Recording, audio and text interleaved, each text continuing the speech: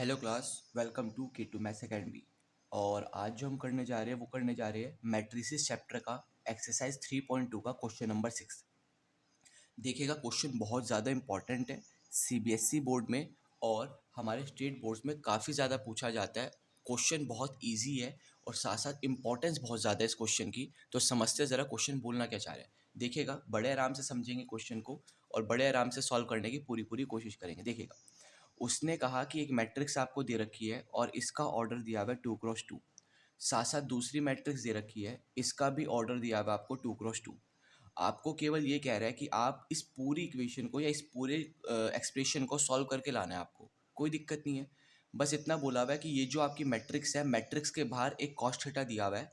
पहले इन दोनों की मल्टीप्लाई करवानी है, उसके बाद इस मैट्रिक्स के बाहर एक साइन थीटा दिया हुआ है, इन दोनों की मल्टीप्लाई करवानी है और फिर दोनों को क्या कर देना है, यहाँ पर ऐड कर देना है। तो बहुत ईजी काम है, करते ज़रा शुरू। देखिएगा, समझिएगा, सबसे पहला काम, अगर मुझे इस कॉस थीटा को इसके अंदर मल्टीप्लाई करवाना है तो हमने पढ़ा था कि जब भी कोई स्केलर क्वांटिटी बाहर आएगी और उसको कभी भी एक मैट्रिक्स के साथ मल्टीप्लाई करवाना पड़ेगा। क्या बोला? कभी भी एक स्केलर क्वांटिटी बाहर आएगी और उसको एक किसी भी मैट्रिक्स के साथ मल्टीप्लाई करवाना पड़ेगा, तो वो स्केलर हर एक के साथ क्या हो जाएगा, मल्टीप्लाई हो जाएगा। तो करते ज़रा। तो जब ये कॉस थीटा इसके साथ मल्टीप्लाई होगा तो ये बना देगा कॉस स्क्वायर थीटा। ऐसे ही जब ये कॉस थीटा इसके साथ मल्टीप्लाई होगा तो ये बना देगा साइन थीटा इंटू में कॉस थीटा। इसकी इसके साथ प्रोडक्ट कराएंगे तो माइनस का साइन थीटा इंटू में कॉस थीटा।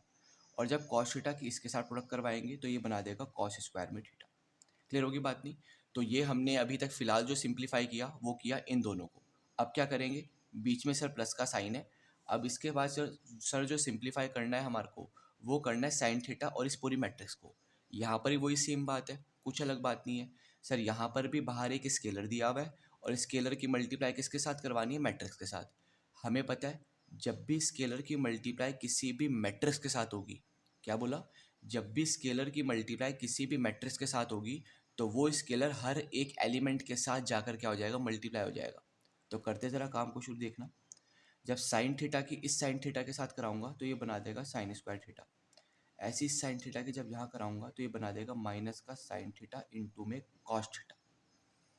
ऐसे जब इस साइन थीटा की इसके साथ कराऊंगा तो ये बनाएगा साइन थीटा इंटू में कॉस थीटा। और जब साइन थीटा की यहाँ कराऊंगा तो ये बना देगा मेरा कितना, साइन स्क्वायर में थीटा। बोले यहाँ तक क्लियर है कि नहीं? क्लियर होगी बात नहीं?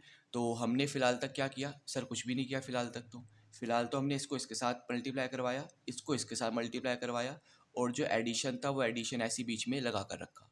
अब क्या करेंगे सर? अब कुछ भी नहीं करना। अब ये जो हमारी दोनों मैट्रिसेस बनकर आई है, इसमें इसका भी ऑर्डर 2x2 है, इसका भी ऑर्डर कितना है, 2x2 है।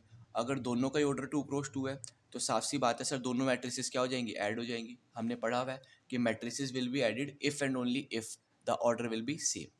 करो ज़रा। तो मैं कह सकता हूँ कि यहाँ पर दोनों का ऑर्डर सेम है, तो ये दोनों मैट्रिसेस क्या हो सकती है, ऐड हो सकती है। और ऐड करते भी कैसे है वो भी हमें मालूम है। ऐड करने का केवल और केवल एक ही तरीका है कि सर जो रेस्पेक्टिव एलिमेंट्स आपको दिए हुए, क्या बोला, रेस्पेक्टिव एलिमेंट जो आपको दिए हुए बस उनको क्या कर दो, ऐड कर दो। करते ज़रा। तो अगर मैं इसको देखता हूँ तो एक इसमें ऐड होगा, आपको पता है A11 हमेशा A11 में ऐड होता है। तो ये बन जाएगा कॉस स्क्वायर थीटा प्लस का कितना, साइन स्क्वायर में थीटा। ऐसे ही A12 किस में ऐड होगा, A12 में। तो ये बन जाएगा साइन थीटा इंटू में कॉस थीटा को ऐड कर दिया किस में, माइनस का साइन थीटा इंटू में, सॉरी, माइनस का साइन, हाँ, माइनस का sine theta into cos theta में। आगे आ जाओ, A21 किस में ऐड होगा, A21 में, यानी कि माइनस का sine theta cos theta add कर दिया किस में, sine theta into cos theta में। ऐसी A22 किस में ऐड हो जाएगा, A22 में, यानी कि कॉस स्क्वायर थीटा किस में ऐड हो गया हमारा यहाँ पर, साइन स्क्वायर थीटा में। क्लियर होगी बात नहीं? आगे आ जाओ। आपको मालूम है बेटे क्या, हमने आइडेंटिटी पढ़ी थी 10th क्लास में, अगर आपको याद आ रहा हो, कि sine square theta plus cos square theta हमेशा कितना देता है, 1। पहली बात। दूसरी बात, sine theta cos theta plus minus minus sine theta cos theta दोनों आपस में कट जाएंगे और कितना देगा, 0। मैं रिपीट करता हूँ इसी बात को।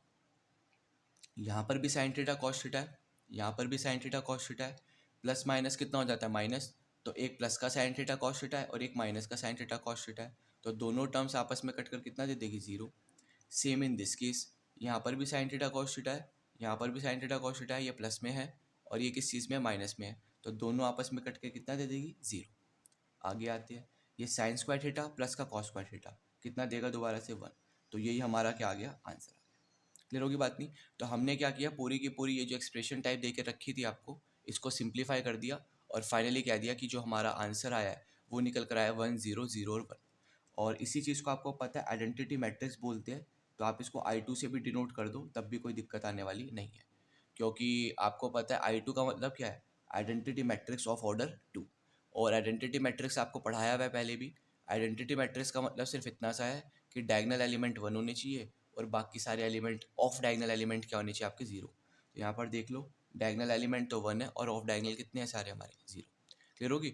तो ऐसे भी कह सकता है कि प्रूव करके दिखाओ कि ये पूरा का पूरा जो हमारे को दे सॉल्व करने के बाद वो क्या दे, आइडेंटिटी मैट्रिक्स दे। क्लियर होगी बात नहीं? तो ऐसे भी क्वेश्चन बन सकता है, पर क्वेश्चन बहुत इंपॉर्टेंट है। क्लियर होगी बात नहीं? तो अगर वीडियो अच्छी लगी हो तो लाइक और शेयर करना मत भूलिएगा और साथ साथ चैनल को सब्सक्राइब ज़रूर करिएगा। Thank you.